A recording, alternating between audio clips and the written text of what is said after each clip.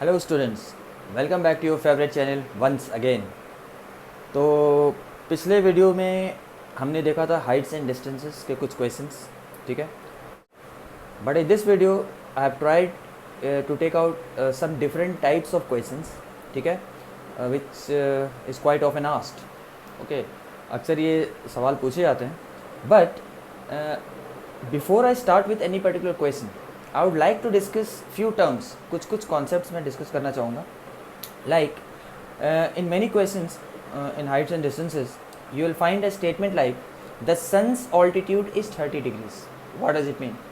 तो होता क्या है प्रॉब्लम कि बहुत सारे स्टूडेंट्स को पता नहीं चलता है कि ये बोलने का मतलब क्या है। What is meant by the sun's altitude is 30 degrees, ठीक है।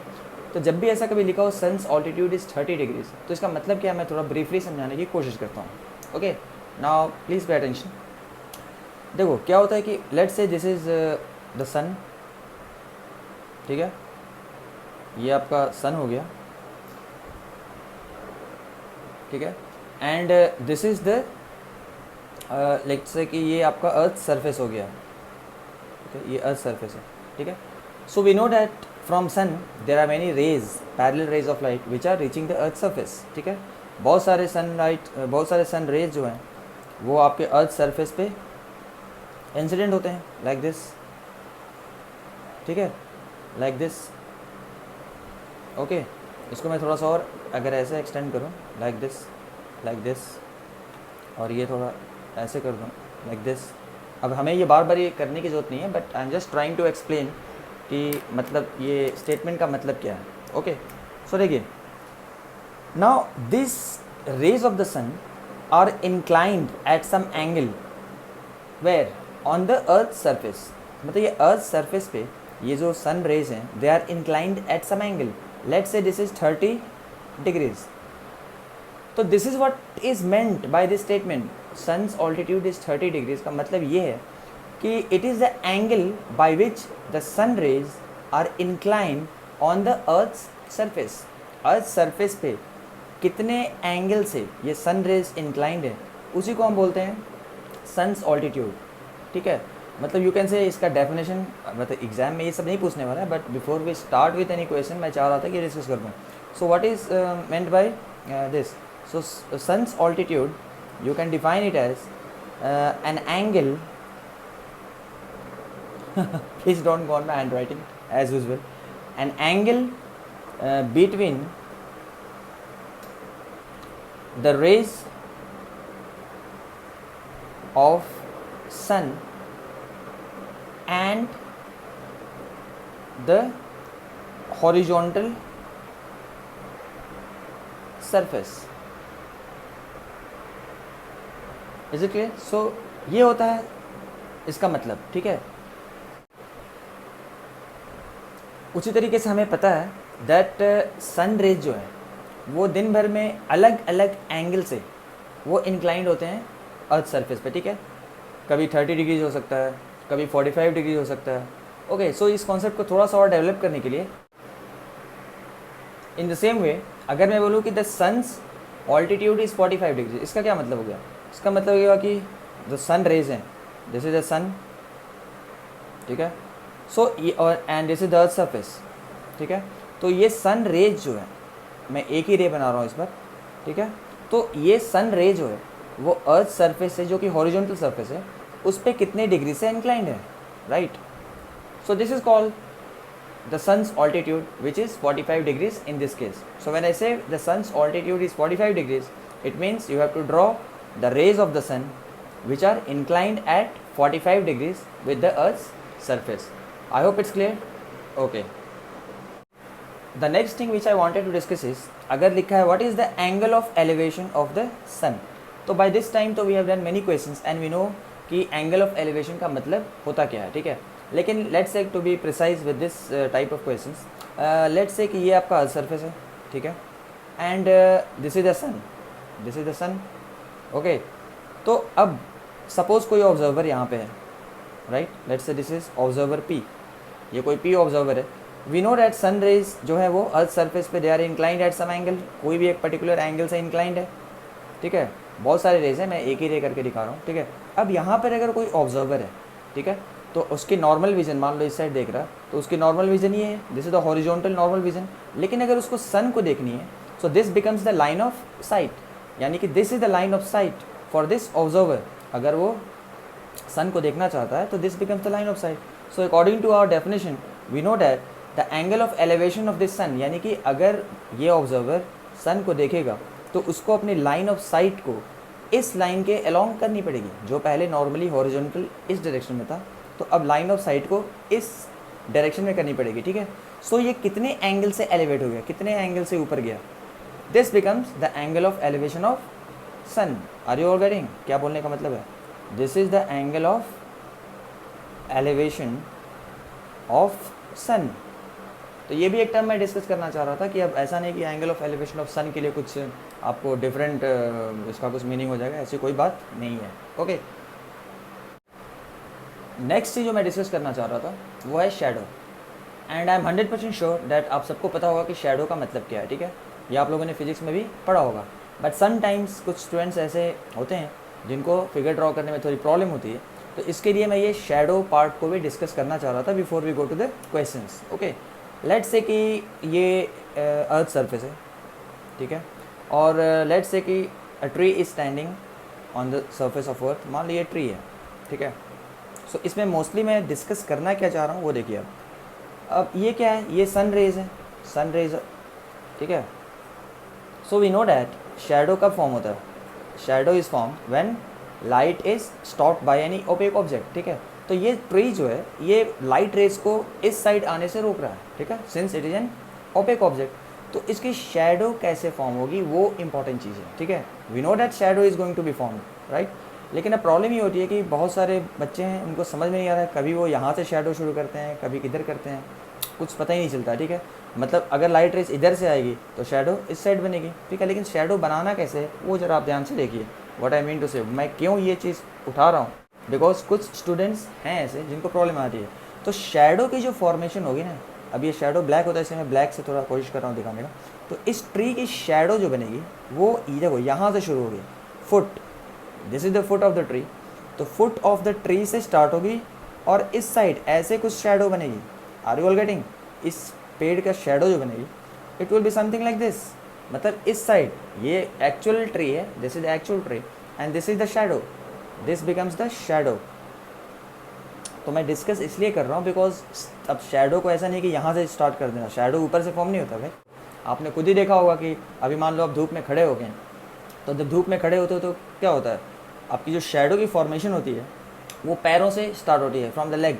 जैसे कि मैं थोड़ा सा लेट्स से कि ये कोई देयर इज अ पर्सन, ठीक है, this person is standing in the sun. मेरी फिगर उतनी अच्छी नहीं है but I am just trying to, okay, मान लो let's say this is a person who is standing in the sun, ये सन रेज है, ठीक है। अब ये ग्राउंड पे खड़ा है ऐसे, तो ये ग्राउंड पे खड़ा है तो आपने अच्छे से देखा होगा कि शेडो जो फॉर्म होगी वो किधर होगी, शेडो की फॉर्मेशन कैसे होगी। तो शेडो जो फॉर्म होगा वो ऐसा कुछ होगा, नीचे नीचे नीचे की तरफ होगा, नीचे इधर। Are you all getting? इसकी शेडो जो फॉर्म होगी वो कुछ ऐसे ही फॉर्म होगी। मतलब what I want to say is bottom से स्टार्ट होगा और ऐसे होगा। ऐसा नहीं कि आप शेडो की फॉर्मेशन इसके सर के ऊपर से यहाँ से स्टार्ट कर दो। So this becomes the shadow, this becomes the shadow, this is the shadow. I hope it's clear to everybody. Okay, तो अगर क्लियर है तो we can go ahead with the questions, जो हमारा मेन मोटिव है। Okay okay people, so this is the first question for today. What does it say? ये बोलता है the height of a tree is √3 times the length of its shadow, तो find the angle of elevation of the sun. अभी अभी हमने discuss किया कि angle of elevation of the sun का क्या मतलब है, शेडो का क्या मतलब है, ठीक है। तो सबसे पहले तो आपको पता है कि इस क्वेश्चन को सॉल्व करनी है तो आपको एक प्रॉपर फिगर ड्रॉ करनी पड़ेगी, ठीक है। सो ये हम सॉल्यूशन स्टार्ट करते हैं। इट्स क्लियर डैट मुझे एक ट्री बनानी है और उसकी शेडो बनानी है, ठीक है।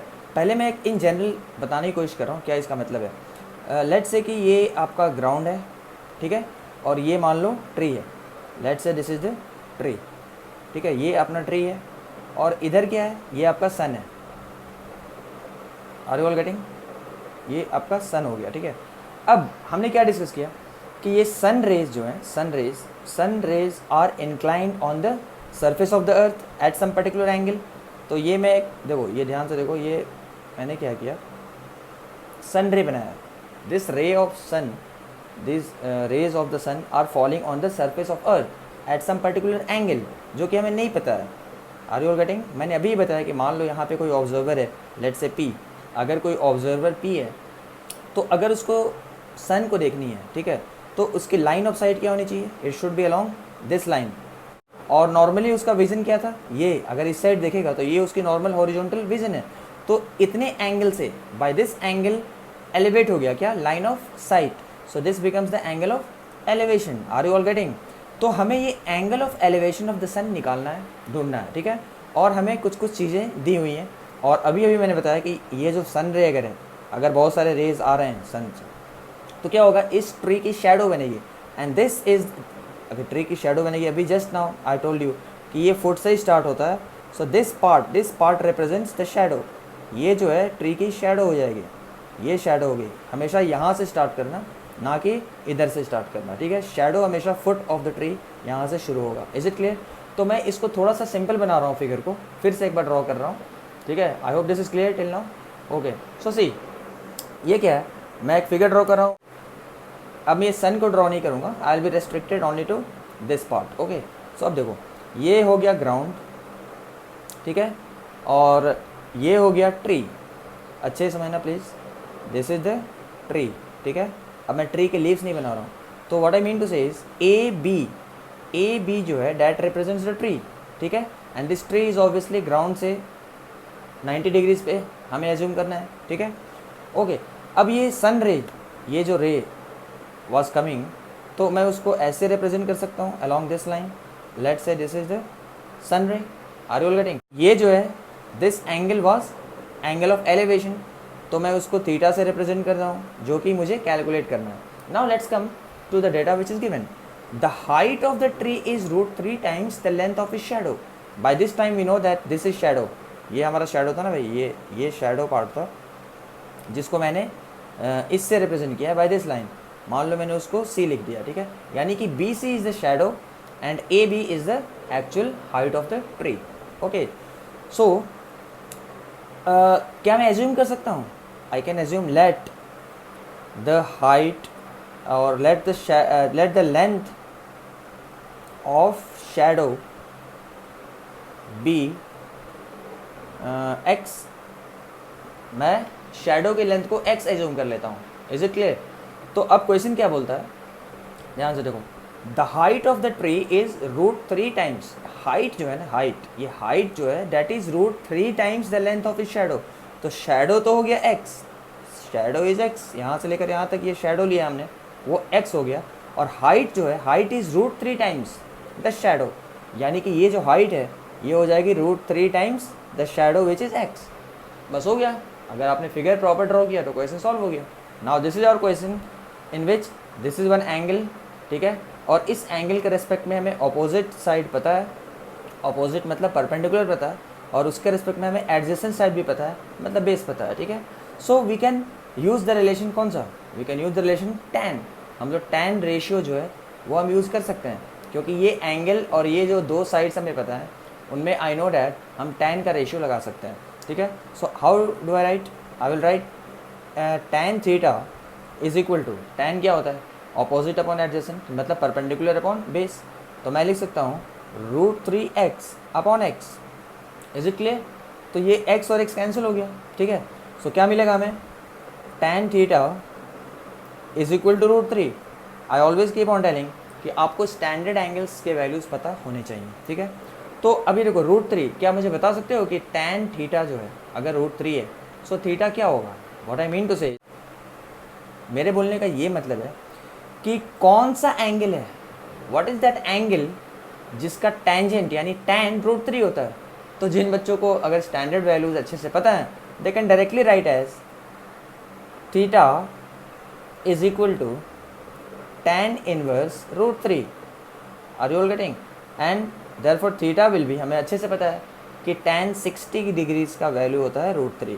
तो मुझे डायरेक्ट मिल गया 60 डिग्रीज, यानी कि this is the angle of elevation. Angle of elevation was theta and we got theta as 60 degrees, ठीक है। आप इसको ऐसे भी कर सकते हो, मान लो कि ये स्टेप हमें मिला, यहाँ तक तो खैर मिलेगा ही।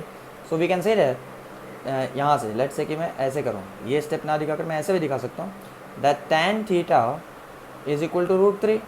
लेकिन ये सब तभी होगा जब आपको स्टैंडर्ड एंगल्स के वैल्यूज़ पता होंगे। और tan theta is equal to, if I know that tan 60 √3 होता है, तो मैं डायरेक्ट लिख सकता हूँ that tan 60 degrees.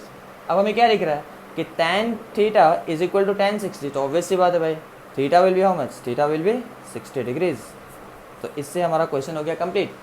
So I can say that the angle of elevation, मतलब समझे, यहाँ पे अगर कोई ऑब्जर्वर है और उसको सन को देखनी है, if that person wants to watch और सी द सन, तो इतने एंगल से उसको एलिवेट करना होगा अपने लाइन ऑफ साइट को, ठीक है।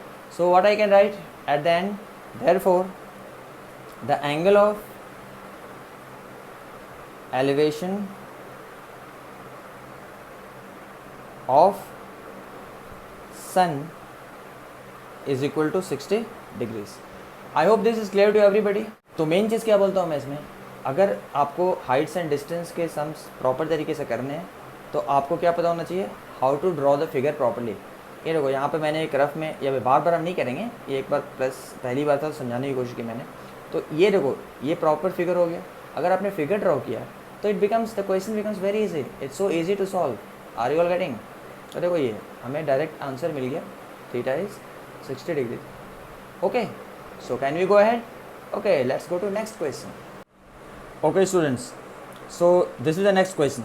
A tower AB is 20 meters high and BC is its shadow on the ground is 20√3 meters long. Then find the sun's altitude. So I hope it's clear कि ये question मैंने क्यों choose किया। Find the sun's altitude, right? अभी मैंने आज के video में डिस्कस किया ये sun's altitude का एक्चुअल मतलब होता क्या है, ठीक है। So let's draw the figure first. तो मैं क्या करूँगा, सबसे पहले एक ये ग्राउंड बना देता हूँ। Let's say this is the ground, okay. And then मुझे एक टावर बनानी है। So let's say this is the tower, ठीक है। A tower A B is 20 meters high. ये टावर को मैं लेवल कर देता हूँ ए बी से, ठीक है। And this is the ground, so obvious सी बात है ये 90 हो जाएगा, ठीक है। Tower is standing perpendicular to the ground, ठीक है। अब क्या बोल रहा है, B C is its shadow, यानी कि बी सी, देखो अभी मैंने डिस्कस किया है कि मान लो ये सन है, ठीक है, जैसा दिस इज सन, ओके। तो क्या होगा कि from the sun, okay, this is the these are the rays which are falling on earth's surface. Are you all getting? From sun these are the rays which are falling on earth's surface. So मैंने अभी discuss किया कि sons altitude का मतलब क्या होता है। Sons altitude का ये मतलब है that what is the angle made by the sun ray with the horizontal ground, ठीक है। ये क्या मैंने हॉरिजॉन्टल ग्राउंड बनाया, ठीक है। यानी कि तो ये जो एंगल होगा थीटा, ये एंगल जो होगा this is known as sun's altitude, okay. फिर से बोल रहा हूँ, sun's altitude is the angle between the sun ray and the horizontal ground, okay. So this becomes the sun's altitude. अब क्या बोल रहा है, अब मैंने ये भी डिस्कस किया था कि सन लाइट इस साइड से आ रहा है, ठीक है। Sun light is coming from this side. So क्या होगा कि ये जो टावर है इसकी शैडो जो बनेगी, फिर से जो बोल रहा हूँ कि इसके फुट से स्टार्ट होगा, ये यहाँ से शैडो स्टार्ट होगी and it will be something like this. Are you getting? यानी कि ये जो पूरा टावर है, ठीक है, तो इस टावर की जो शैडो बनेगी वो इसके फुट से स्टार्ट होगी। ध्यान रखना, बहुत लोग गलती करते हैं, यहाँ से शुरू करते हैं, मैं फिर से बोल रहा हूँ। So always start shadow from the foot of the tower हो या ट्री हो या जो भी चीज़ क्वेश्चन में दिया। So this is the shadow which is represented by C and B C, its shadow on the ground is 20√3 meters long. यानी कि ये जो शैडो की लेंथ है ये मुझे पता है कितना, 20√3 मीटर्स। ये शैडो है जिसकी लेंथ है 20√3 मीटर्स, ओके। और टावर की भी हाइट दी हुई है विच इज़ 20 मीटर्स हाई। यानी ये जो है this is what, this is the height of the tower.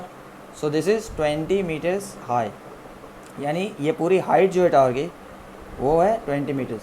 So I hope the figure is clear to everybody, ठीक है। ये है सन रे, ठीक है, which is falling on earth surface which is horizontal, okay. तो sun रे और horizontal surface यानी अर्थ सरफेस के बीच का जो एंगल होता है उसको हम बोलते हैं sun's altitude. So indirectly sun's altitude जो बोल रहे हैं ढूंढने के लिए, तो हमें ये चीज़ ढूंढना है, राइट। इसको हम एंगल ऑफ एलिवेशन भी बोलते हैं। So it depends on question to question. तो अगर आप लोग बोलो तो मैं इस फिगर को एक बार फिर से, can I read draw the figure. तो ये मैं सिर्फ ये पार्ट को बनाता हूँ फिलहाल, ठीक है। ओके, सो ये हो गया मेरा शैडो, ये जो शैडो है वो हो गया सी बी या फिर बी सी बोलो, ठीक है। और ये जो है ये हो गई टार विच इज़ ए बी, ठीक है। तो बहुत टेढ़ा ही हो गया टार। ओके, ये ए बी हो गया टार, ठीक है। और यहाँ से देखो ये ए सी रिप्रेजेंट्स, अब मैं पूरा चीज़ नहीं बना रहा हूँ, ए सी पार्ट से बना रहा हूँ which is the ray of the sun. तो उसको मैं ऐसे बना सकता हूँ, ठीक है। और ये 90 है, इज इट क्लियर। तो ये चीज़ मुझे दिया हुआ है 20 मीटर्स और ये चीज़ दिया हुआ है 20√3 मीटर्स, इज इट क्लियर। तो मुझे ढूंढना क्या है, ये एंगल ढूंढना है। अब ये angle, this is a right angle triangle, ये एंगल हमें पता है, ठीक है। और इस एंगल के रेस्पेक्ट में हमें ऑपोजिट साइड पता है और एडजेसेंट साइड पता है, यानी कि परपेंडिकुलर पता है और बेस पता है, ठीक है। सो कौन सा रिलेशन लगाएंगे हम, कौन सा रेशियो, ऑब्वियसली tan थीटा लगाएंगे, ठीक है, because I know that tan theta is opposite upon adjacent, ठीक है। सो यहाँ पे लिख दो इन ट्रायंगल ए बी सी, ठीक है, tan theta is equal to A B upon B C, यानी कि 20/20√3। ओके, तो ये 20 कैंसिल हो जाएगा और I can say that tan theta is equal to 1/√3। Okay, so again I would say कि आपको स्टैंडर्ड एंगल्स के वैल्यूज़ पता होने चाहिए, ठीक है। सो यहाँ पे क्या लिखूँगा मैं, tan theta is equal to, ये 1/√3 मुझे पता है कि कौन से एंगल का वैल्यू होता है tan के लिए। So this is nothing but tan of 30 degrees. Okay, therefore I can say that theta is equal to 30 degrees. Hope it's clear to everybody. यानी कि ये जो एंगल है, ठीक है, इस पर्टिकुलर केस में हम इसको क्या बोल रहे हैं, सन्स ऑल्टीट्यूड, ठीक है। या फिर कोई क्वेश्चन में ये जो है क्या हो जाएगा, ये एंगल ऑफ एलिवेशन भी हो जाएगा, ठीक है। So it depends on question to question. So I will say that the sun's altitude is how much, 30 degrees. Therefore the sun's altitude is 30 degrees and this completes the question. Okay, so can we go to the next question? Okay people, so here comes the next question. अब ये जो question है ये थोड़ा proving type का है, ठीक है। मैंने देखा है अपने टीचिंग करियर में कि बहुत सारे स्टूडेंट्स ऐसे होते हैं जिनको बस मतलब सब कुछ पता है, लेकिन जहाँ ये चीज़ आ गया प्रूफ आते ही वो डर जाते हैं। I don't know why. ऐसे कोई बात नहीं है, आपको जनरल कॉन्सेप्ट ही यूज़ करना है जो बाकी क्वेश्चन में आप यूज़ करते हैं। इस क्वेश्चन के लिए भी वही करना है, कुछ भी नया नहीं करना है। And as far as heights and distances is concern, so आपको क्या करनी है, आपको फिगर प्रॉपर ड्रॉ करना है, ठीक है। For that you read the question carefully. The length of the shadow of a tower which is standing on a level plane is found to be 2y meters longer. बहुत ध्यान से पढ़िए, 2y meters longer when the sun's altitude is 30 degrees then when it was 45 degrees. मतलब question क्या बोल रहा है कि मतलब कि लेट्स से कि इसको फिगर वाइज मैं समझाने की कोशिश करता हूँ। ये हो गया ग्राउंड, ठीक है। और अब मैं I hope now it's clear कि सन्स ऑल्टीट्यूड का मतलब क्या है, ठीक है। प्रीवियस 2 क्वेश्चन में हमने काफ़ी अच्छे से डिस्कस किया सन्स ऑल्टीट्यूड का क्या मतलब है, ठीक है। तो ये मान लो टावर हो गया, let's say this is a tower, ठीक है, which is represented by A B, ठीक है। अब ये सन रे इधर से कहीं से आ रहा है, ठीक है, like this, are you getting, इस डायरेक्शन में कहीं से आ रहा है। तो फिर मैं उसको सन रे को ऐसे, अब ये पूरा मैं ड्रॉ नहीं कर रहा हूँ, you just keep in mind कि this is like the ray of the sun, ठीक है। सन इधर कहीं है, इधर से दिस रे इज कमिंग, ठीक है। So this angle becomes what, sun's altitude. Okay, so मान लो कि किसी एक पर्टिकुलर टाइम पे सन्स ऑल्टीट्यूड जो था वो 30 डिग्रीज था, ठीक है।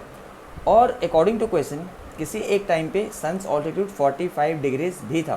तो देखो ये क्वेश्चन को हम एक फिगर में भी ड्रॉ करके देख सकते हैं। चलो एक में ही करते हैं। मान लो कि अब सन का पोजीशन चेंज हो गया और अब जो रे ऑफ सन जो आ रही है अर्थ सरफेस पे वो किसी दूसरे एंगल पे आ रही है। मान लो सन अभी यहाँ पे आ गया, ठीक है, तो उसकी रे जो है कुछ ऐसे आ रही है, ठीक है। तो अब मैं एक सन रे ऐसे कुछ बनाता हूँ, ठीक है। Since I have to draw the larger angle, so I am coming closer towards the object, okay. So अब ये क्या हो गया, ये 45 डिग्रीज हो गया। Now read the question once again. क्या बोलता है कि the length of the shadow, अच्छा before going ahead let's discuss about the shadow. अब देखो ये टार है, ठीक है। तो जब 30 डिग्रीज़ की हम बात करें तो 30 डिग्रीज़ पे ये टार है, लाइट इधर से आ रही है, तो ये यहाँ से लेकर यहाँ तक, और आई कैन से शेडो जो है वो फुट ऑफ द टावर से स्टार्ट होगी और यहाँ तक, ये हो गया शेडो। ये कब की शेडो है, मैं इसको एक काम करता हूँ बी सी से रिप्रेजेंट कर देता हूँ। तो B C is the shadow कब, when sun's altitude is 30 degrees, okay. और इसको मैं डी से रिप्रेजेंट करता हूँ। अब ये भूल जाओगे ये 30 डिग्रीज है, ठीक है। मतलब ये क्या है, when sun's altitude was 45 degrees, तो भी कुछ शेडो बनेगी इस स्टार की। तो इस स्टार की शेडो उस वक्त मान लो यहाँ से यहाँ तक है, तो ये है उस स्टार की शेडो कब, व्हेन एंगल ऑफ एलिवेशन, और you can say that when sun's altitude was 45 degrees. तो हमें दो लेंथ मिले शेडो के।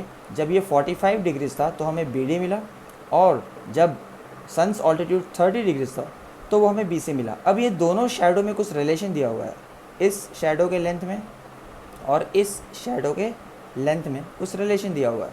क्या दिया हुआ है, it's given that the length of the shadow of a tower standing on the level plane is found to be 2y meters longer, 2y meters longer when the sun's altitude is 30 degrees than when it was 45 degrees. So एक काम कर सकता हूँ, मैं assume कर सकता हूँ कि जब sun's altitude 45 डिग्रीज था तो मान लो कि length of the shadow was x। Is it clear? Let's say कि जब sun's altitude 45 था तो ये शेडो है उसकी लेंथ x थी। अब जब 30 था तो क्या बोल रहे हैं, 2y meters longer। Are you getting? यानी कि इस शेडो से और ज़्यादा 2y मीटर्स, यानी कि यहाँ से यहाँ, अगर मैं 30 डिग्रीज़ पे जब शेडो बन रही थी वो यहाँ से यहाँ तक थी, ठीक है। तो इस शेडो से कितनी बड़ी है, यहाँ से लेकर यहाँ तक। So this is 2y meters longer, यानी लेकिन तो 2y जो है सिर्फ यहाँ से यहाँ तक है। प्लीज़ बी केयरफुल, 2y सिर्फ डी से लेकर सी तक है। तो ओवरऑल जब मैं शेडो की बात करूँगा so this will become 2y plus x. Are you all getting what I am trying to say? Okay. So अब हम इस क्वेश्चन को आराम से सॉल्व कर सकते हैं। We have to prove that the height of the tower is this much, y √3 + 1 meters. तो इसमें कुछ नहीं करना है आपको, बस दो ट्राइंगल्स कंसिडर करने हैं और कुछ ना कुछ आपको रिलेशन मिलेगा। Are you all getting? तो एक काम करता हूँ, पहले मैं लेता हूँ triangle A B D. In triangle A B D what I am getting, I will use क्या, और देखो एक और चीज़, हाइट ऑफ द टावर हमें प्रूव करनी है। Prove that the height of the tower is something. तो एक काम करते हैं, हाइट ऑफ द टावर को हम h एज्यूम कर लेते हैं। Let's say that the height of the tower is h, okay. तो अगर मैं इस ट्राइंगल की बात करूं तो मुझे ये साइड और ये साइड पता है, यानी अपोजिट एंड एडजेसेंट। तो क्या मैं tan लगा सकता हूँ?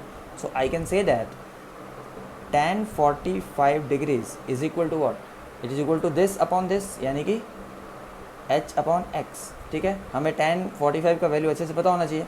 It is 1 is equal to h upon x, और I can say that h is equal to x। हमें एक रिलेशन मिल गया, are you getting? h is equal to x, ठीक है।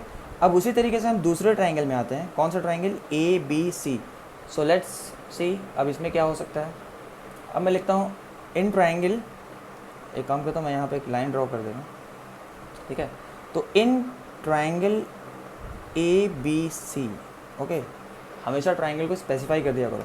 तो ए बी सी में भी हम क्या देख रहे हैं, ये पूरे ट्राइंगल को अगर देखो तो इस एंगल के अपोजिट का साइड हमें पता है और ये साइड हमें पता है, यानी कि फिर से अपोजिट और एडजेसेंट पता है, यानी कि फिर से हम tan लगा सकते हैं। So can I write tan 30 degrees is equal to opposite upon adjacent. Opposite क्या है भाई? h है, और एडजेसेंट क्या है? ये पूरा, ठीक है, which is 2y plus x. So can I right here 2y plus x, okay. अब इसमें प्रॉब्लम ये है कि ये एक इक्वेशन मिल रहा है जिसमें h भी है, y भी है, x भी है, मतलब तीन वेरिएबल्स हैं, ठीक है। तो from here can I substitute x as h, जहाँ भी x है वहाँ पे मैं h लिख सकता हूँ ना, because ultimately we have to prove the height is equal to something. तो हमें अपने इक्वेशन में h को रखना है। मतलब बहुत लोग सोचते हैं कि मैं h is equal to x क्यों नहीं लिख दूँ, वो भी लिख सकते हो बट आपका कैलकुलेशन बड़ा हो जाएगा। Because ultimately we have to prove the height of the tower, ठीक है. तो लेट एक्स बी प्रेजेंट, तो I can substitute x as h, ठीक है. तो we will continue as tan 30 का वैल्यू पता होना चाहिए 1/√3 इज इक्वल टू एच को रहने दीजिए 2y, और in place of x I am putting h. Is this clear? अब तो हो गया प्रूव. अब इसको बस सिंपल आपको कैलकुलेट कर देना है, और आप ये क्रॉस मल्टीप्लाई कीजिए. √3h is equal to 2y plus h, right. Since we have to express h, so we can bring h terms to one side. तो मैं ये h को इधर लाता हूँ, ठीक है. तो I can say that √3h minus h is equal to 2y. Okay, now I can take h common. तो h मैं कॉमन ले लेता हूँ, तो क्या बचेगा इधर √3, इसके लिए √3 बचेगा और इसके लिए -1 बचेगा, and this is equal to 2y. Hope it's clear to everybody. Okay, अब हमें h इज इक्वल टू लिखना है because we have to express height of the tower is what. So I can say that h is equal to 2y divided by √3 - 1. Okay, but actually हमें जो proof करना है वो कुछ ऐसा है. देखो, हमें प्रूफ करना है, prove that the height of the tower is y √3 + 1. Are you getting? तो ये जो एक्सप्रेशन हमें मिला h is equal to this, तो कांट भी रेशनलाइज इट. ये a माइनस बी के फॉर्म में, तो हम इसको रेशनलाइज कर देते हैं. तो ऊपर नीचे a प्लस बी, ये a minus b, I hope everybody knows how to rationalize. तो a प्लस बी से ऊपर ही मल्टीप्लाई कर दो, और a प्लस बी से यानी √3 + 1 से नीचे ही मल्टीप्लाई कर दो. ओके, तो ये क्या बन जाएगा, h is equal to 2y into this thing which is √3 + 1, और नीचे क्या होगा, नीचे ध्यान से देखो, this is a minus b, this is a minus b into a plus b, and we know that a minus b into a plus b क्या होता है, इट इज़ a स्क्वायर, यानी कि √3 का स्क्वायर माइनस b स्क्वायर यानी 1 का square. Hopefully सब समझ में आ रही है. ओके, सो h क्या है, h विल बिकम 2y √3 + 1, और नीचे क्या हो जाएगा, √3 का स्क्वायर क्या होता है भाई, 3 होता है, और 1 का स्क्वायर क्या होता है, 1 होता है. तो 3 - 1 which is equal to 2y √3 + 1.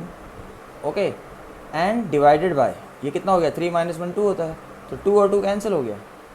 Are you all getting? तो हमें h फाइनली क्या मिला, h क्या मिला हमें फाइनली, तो h जो हमें मिला फाइनली वो मिला, और